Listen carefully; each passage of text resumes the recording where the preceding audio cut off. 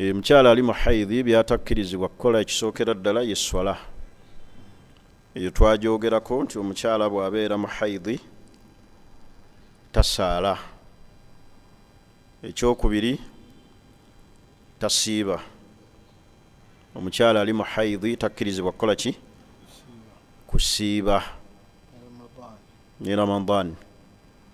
Wabula yajuuzu lil haid, omukyala bw'abeera mu nsonga akkirizibwa kiraatul Qur'an, okusoma Qur'an. Ayinza okuba Qur'an gy'asoma ya ku mwoyo, yagikwata alina essuula ze azisoma. Duuna an tamussa al mushaf, amanya abamu balaba nti ebbanga lyamala nga asoma Qur'an nga tagikutteeko. Tuli fenna? Kubanga Sheikh yalaga nti li'annahu lam ya'ti nassun sarih, tewaliwo obujulizi bwajja buli direct bugaana mukyalo oyo kubeera nga asoma Qur'an. Naye ate obumugaana okukwatako abamu babwesembesa ti la yamassuhu illa almutahharun. Newankubadde aya bamanyi abamu era bagivunula nga baga nti Allah yali ategeeza Qur'an eri ku lawhu mahfudh nti la yamassuhu illa almutahharun, ti Allah yali ategeeza bamalayika. Almuhim, omukyala bw'abeera mu haid akkirizibwa okusoma ki? Akkirizibwa okusoma Qur'an. Naye omuntu owa janaba oye takkirizibwa kusoma ki? Kusoma Qur'an. Yajuuzu yes, owa janaba takkirizibwa kusoma Qur'an kubanga ono wa haidhi si aba akyeyagalidde. Naye owa janaba genda onaabe. Funye janaba naaba ojja osome Qur'an. Naye ate tobeera na janaba ate n'otandika okukwata ku Qur'an yo gisome. Tegerekisa. Yajuuzu lil haidhi dukhulu al masjid, omukyalo wa haidhi akkirizibwa okuyingira omuzikiti wal mukthu fiihi, n'okugutuulamu idha aminat, senga abeera nga tajja kugukyafuwaza. Makulu mulimu eddalasa, n'agenda n'awuliriza eddalasa ebbanga lyamala nga masjidi tagenda gikola ki? Tagenda kugikyafuwaza ne haidhi we. Ntegerekisi. Naye okujja nga yeepaadinze bulungi n'atuula mu muzikiti n'awuliriza irimu, ekyo tebakimugaana. Naye owa janaba takkirizibwa okujjako ng'ayitawo buki? Ayitawo buyisi. Tuli ffenna? Ensonga endala ekitakkirizibwa ku wa haidhu alwat'u fil farji, okwegatta n'omukyalo wa haidhi mu nsonga z'obufumbo. Kubanga Allah yatugamba nti fa'tazilu nisaa fil mahid, abakyala mubeewale, temubeera nabo nga bali mu nsonga, wala taqrabuhunna hatta yatuhurna, temwegatta nabo mu nsonga okutuusa nga batukudde. Wa hadha mujma alayhi, ekyo nno abamanyi bakyegattako. Abamanyi abamu ne bannyonnyola ti omuntu sajja yenna senga yeegatta n'omukyala nga ali mu haid, kabiira min kabairi dhunubi, gegamu ku mazambi amaki? Amanene. Era aba ajeemedde Allah subhanahu wa ta'ala senga okozesa omukyala nga ali mu haid. Faman asa Allah bijimaa'i zawjatihi, omuntu yenna bw'ajeemera Allah ne yeegatta ne mukyala nga ali mu haid, kimukakatako ebintu bisatu. Ekisookera ddala yajibu alayhi an yatuuba ila Allah, kimukakatako okwenenya eri Allah min fi'lihi hadha, olw'ekikolwa ekyo kyakoze. Era ekyo abamanyi bakyegattako ti bw'ogwa mu zambi eryo n'okozesa omukyala nga ali mu haid, fa alayka bitawba, wenenya eri Allah wannadam, n'okwejjusa ekyo kyokoze. Ntegerekisi. Olw'obujulizi obungi obuli mu Qur'ani allati tujibu ala almudhnibu at-tawba, obukakasa ku muntu yenna asobezza Allah okubeera nti yenenya eri Allah. Ekyokubiri ekimukakatako, yandabu lahu an yusalliya salata tawba, kiri sunna gyali, kyagalibwa okulaba nga asaala esswala ey'okwenenya. Wa hadha la yu'rafu fihi khilaafu bayna ahli al-ilm, abamanyi tebakirinaako njawukana lil ahadithi alkathira alwarida fi salati tawba, olwa hadisi ezajja ezitulaga nti omuntu bw'ajeemera Allah n'amusobya asaale solatu ki? Solatu tawba ya raka mmeka? 2 yenenye ezambi eryo. Ekyokusatu ekimukakatako yandabu lahu an yatasaddaqa bisadaqa,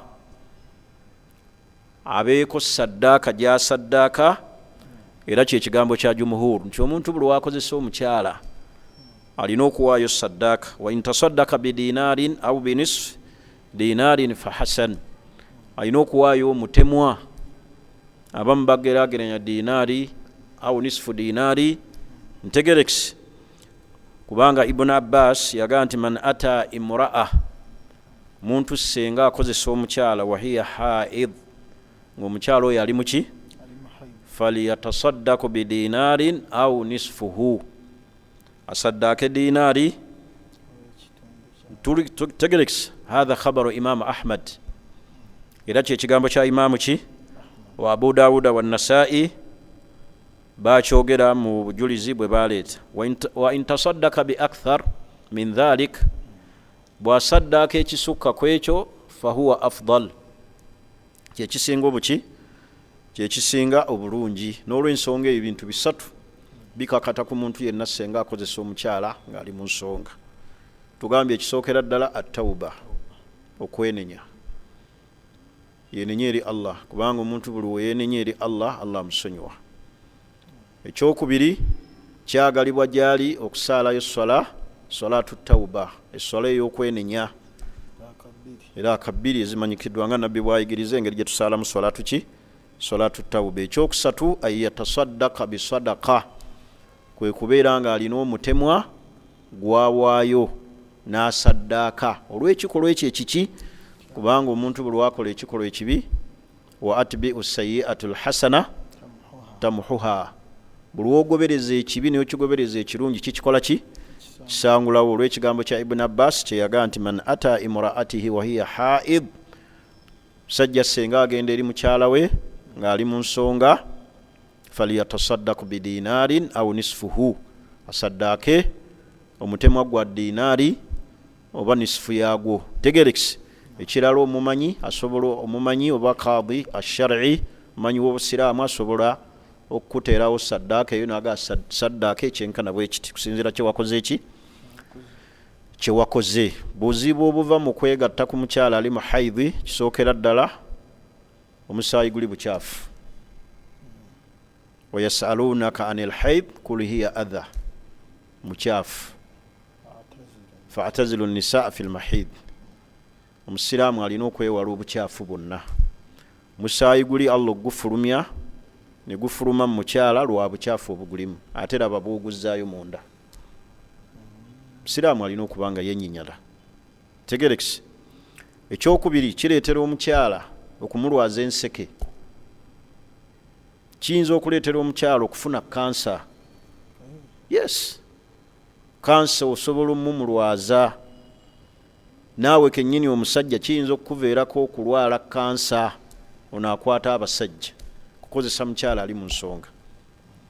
Ekyokusatu kisobola okumuleetera bureeki z'omukyala okuta, n'oba nga bureeki zo zitadde takyasiba, omusulo bwe gujja tasiba, n'omwonoona n'omuyuza. Tegerekisi. Ekkubo ly'okulaba nga olyonoonye nga buleeki ezo tezikyakola ki? Tezikyakola. Kyova olaba Nabbi sallallahu alaihi wasallam ku mukyalo oyo ali mu nsonga, yajuz al istimtaa'u min al haid bima duna al farj, naye bino ebisigadde al mubashara, okumunyonyogera, tegerekisi, oba okumukwatako, ekyo kyo tekirina mutawaana. Wa hadha huwa qawlu al jumhur, kyekigambo ky'abamanyi, kubanga nabbi yagamba nti isna'u kulla shay'in ghayra an-nikah, kola kyonna okujjako, ntegerekisi, okujjako okwegatta naye. Ekyo ne kiraga nti ebisigadde al-qubla oyagadde ngeri gye nina banyazaala kankiyise ndowooza kunywegera, naye al-qubla bwe njogera wano ne winkwatawo muba mutegedde al-qubla kikkirizibwa, ntegerekisi. Naye ebisigadde kwegatta naye mu kifo wali tokkirizibwa kwegatta naye. tuli ffenna naye ekyo kikolebwa ku muntu ng'asobola okubeera nga yekontrolinga. Bw'aba tasobodde kubeera nti akontrolinga obwagazi bwe oba omutima gwe oba omubiri gwe, akireke omukyala amuleke yeebake bw'anaava mu nsonga haki ye.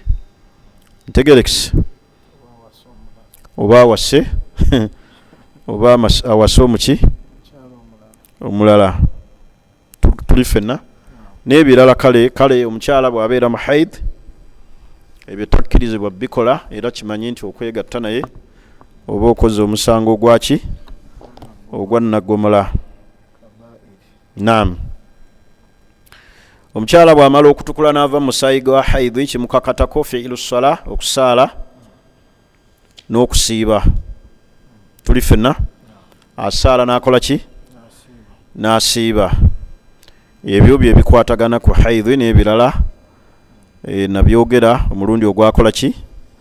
Ogwayita. Njagala olwaleero twogere ku istihada kwe tugenda okukoma mirundi egijja twagala tuyingire mu Ramadan. Kye bayita istihada kye ki? An yakhruja min makhraji alhaidi dammun, kwe kubeera nga awafulumira haidi wafulumirawo omusaayi omulala, laisa bidammin haid, naye nga omusaayi ogwo si gwa haid, wa innama huwa dammun fasadun wa marad, nga omusaayi ogwo bulwadde era omukyafu. Watusamma alistihada fi tibbi almaasid annazifu. Olwaleero mu lulimi olw'ekisawo olwa shariya bakiyita annazifu. Omusaayi gufuluma mu mukyala nga si muyonjo. Bubonero kikwokakasiza nti eno istihada.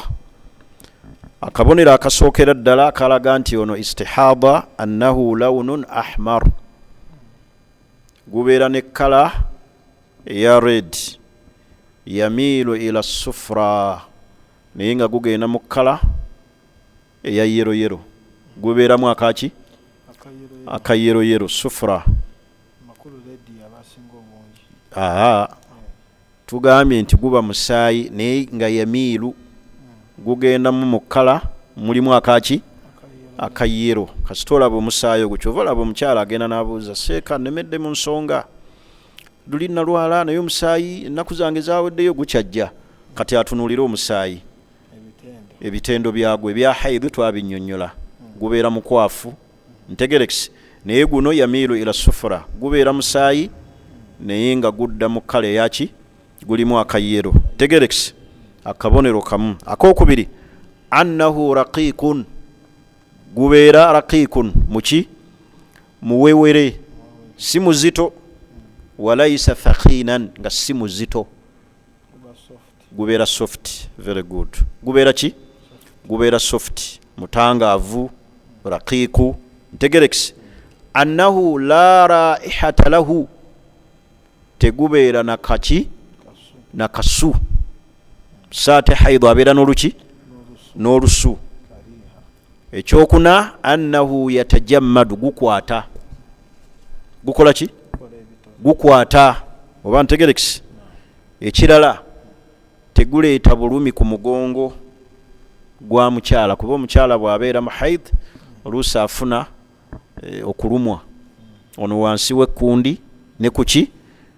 Ne ku mugongo. Naye istihada ekye bayita ekyalaalo kye twogerako, kye bayita istihada, omusaayi ogulemedde ku mukyala, oyo wa istihada tafuna bulumi alaamu dhahar, obulumi bw'omugongo abatabukola ki? Abatabuwulira. Kale obwo bubonero bwe bulaga nti oyo omukyala agenze mu istihada. Abamu abakyala ku mulembe guno ekibabeeza mu istihada ye family planning. Omukyala agenda n'akozesa empeke ezo, oluusi nga abasawo tebasoose kumukebera kulaba nti family planning eno gyagenda okukozesa oba mpiso oba mpeke oba kaweta erina side effects gyegenda omumukosa oba nedda. Kirungi omukyala nga tannagenda mu family planning asooka atunulira ebintu bibiri bisatu. Ekisookera ddala kiki ekikutwala mu family planning? Bwe kuba kuzaala baana ba kigero, eyo family planning tekkirizibwa.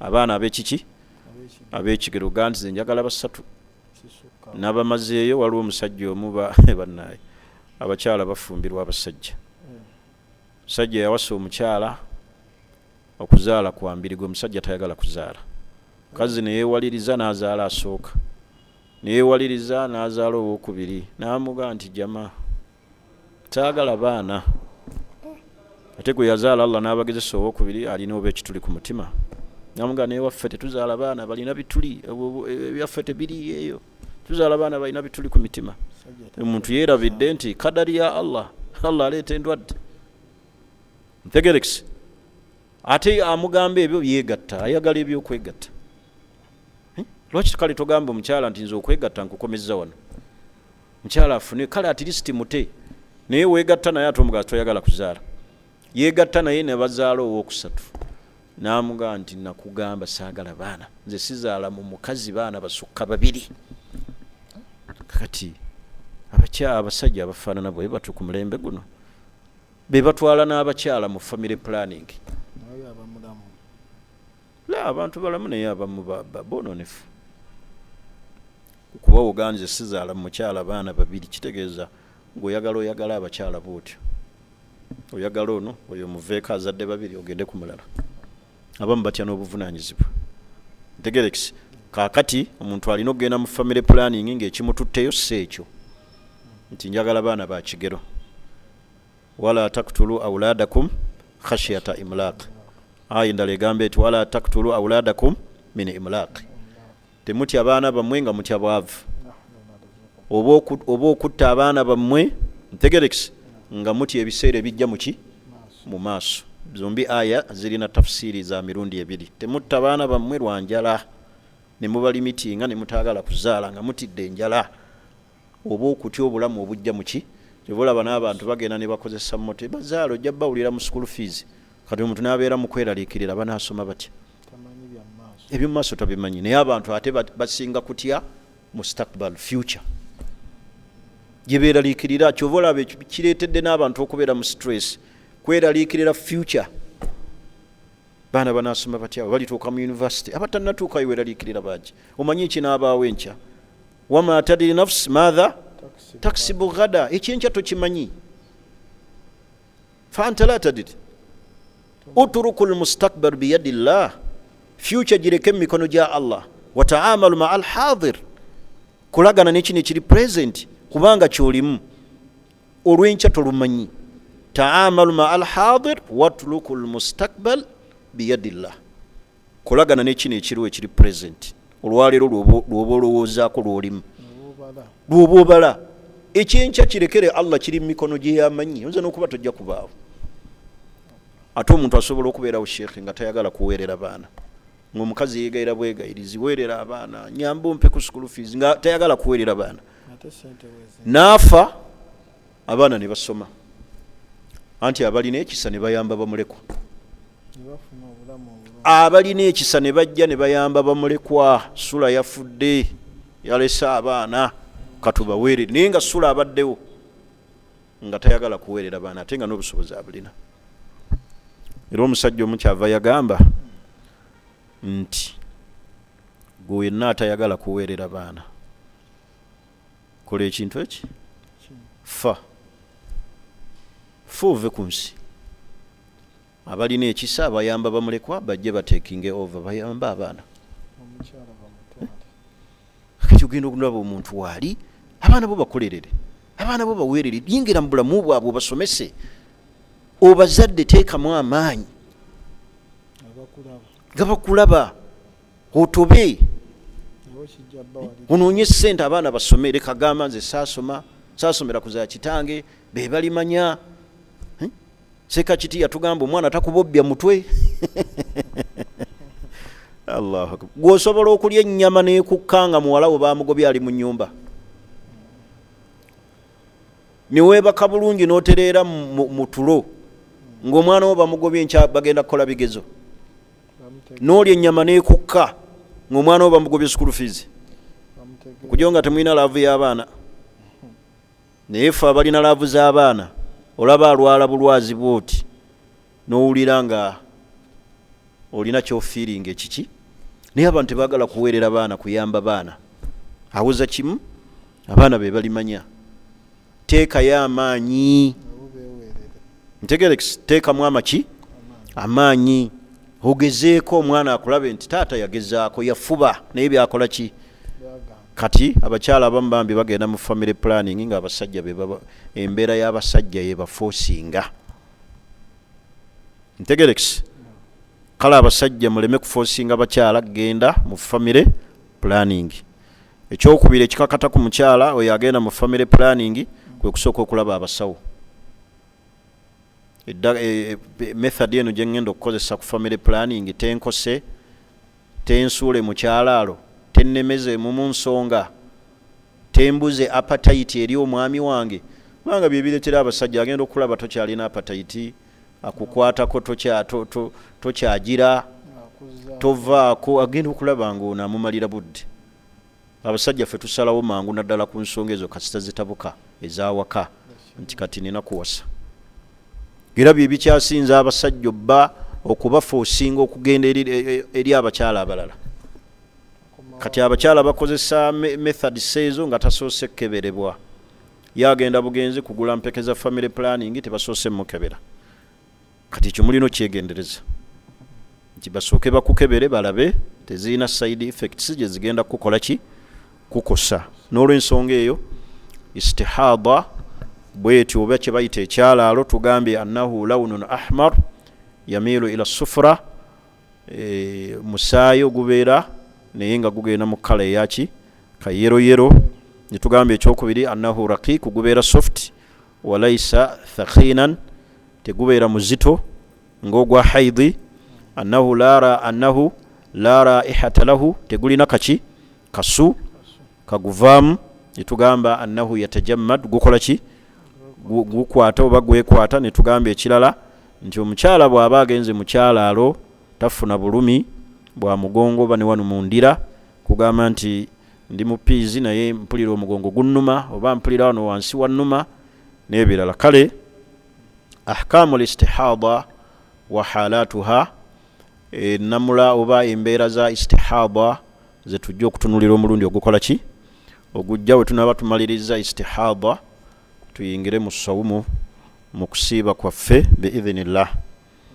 ekitabo kyetusoma kiyitibwa tasihili lfiqh aljamiu limasaili lfiqhi alqadima walmuasira okwanguyiza abantu okutegeera amateeka g'obusiraamu ekikuŋŋaanyizaamu amasail ensonga za fiqhi alqadima fiqhi oli waabali abaatukulembera abedda walmuasira n'okutunuulira embeera yakakati abamanyi bazze nga batunulira nga bamaze okukola research okuva mu malwaliro n'embeera z'abantu kubanga tekinologi akyusiza ebintu biki bingi kale tusome ekitabo kino kya mukadde waffe ustaazu Dr. Abdullah bin Abdul Aziz Al-Jibrin oyo musomesa waffe yatusomesa Riyadi Allah amusaasire amuyingize ejjana yafa Allah amusaasire amuyingize ejjana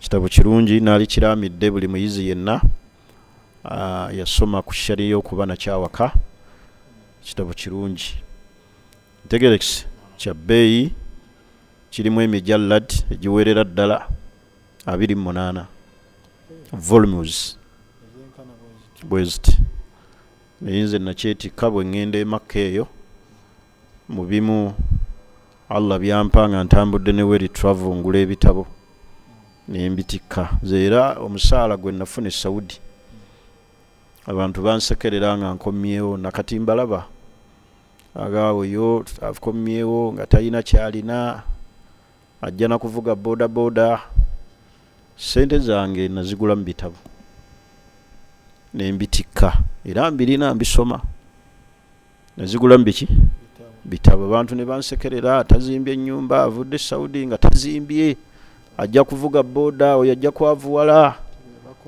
naye alhamdulillah saazimba mu ssente za Saudi wabula nafunayo yirimu ekyo kye nenyumiriza ate era kyekyantwala ate nenyumba nzirina, nenyumba nzikola ki, nzirina. Ntegerekse naye abantu abamu bamanyi nti irimu kudda okuwuliriza buki, irimu tugisome. Kale ekitabo kino Tashil al-Fiqh al-Jami'u li Masail al-Fiqh al-Qadima wal-Mu'asira ekya mukadde waffe Sheikh Abdul Aziz al-Jibrin, kitabo kirungi, bakubiriza mukisome era mukigule. Bwe muyitako mu butale obw'ebitabo mu ma'aradu ez'enjawulo mukigule mukisome, kubanga kirimu ebintu bingi. Mukadde waffe yakola research emala atunulira amasala al-Qadima wal-Mu'asira. Saba Allah amusonyiwe, amusaasire, amuyingize ejjana ne buli yenna yamuyigako, ne bashekhe baffe bonna abakulembera, ba Ibn Uthaymin, ba Ibn Baz, ba Sheikh Alban n'abalala, ne bakadde baffe abakyali abalamu omuli Sheikh al-Fawzani, oli mukadde waffe omulala abantu abamu tebannaba kumumanya nnyo, Abdul Aziz al-Fawzan akyali muvubuka, yatusomesa nnyo mu university omwo ye Riyadh, n'abamanyi abalala bangi, ba Sheikh al-Khathilani, Sheikh Athithiri, abamanyi baffe abo abalungi be mulaba abali e Makka ne Madina, abali e Riyadh ab'enjawulo, Sheikh Sulaiman al-Ruhaili n'abalala bangi abazze nga batusomesa, Sheikh Abdul Aziz tuli fenna al-Badiri. Allah abatukuumire, tugasse nabo ummeeno ey'obusiraamu n'abamanyi abalala betwogedde, benjogeddeko layisa min babil hasri, sikomese wabula bangi besobola kujjukira. Netusaba Allah subhanahu wa ta'ala yahfadhahum min kulli su'in, akuuma abalamu mu bo, ate asaasira abafu mu bo, atusinkanye nabo mu jana al-Firdaus, innahu waliyu dhalik wal qadiru alayhi. Wassalamu alaykum wa rahmatullahi wa barakatuh.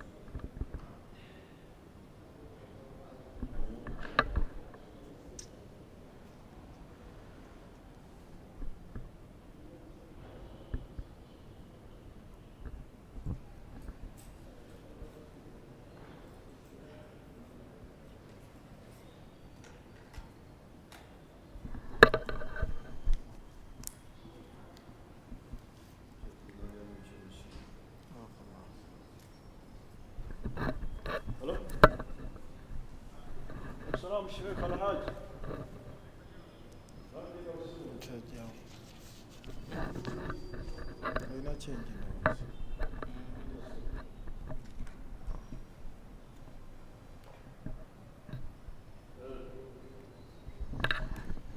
saying Sosta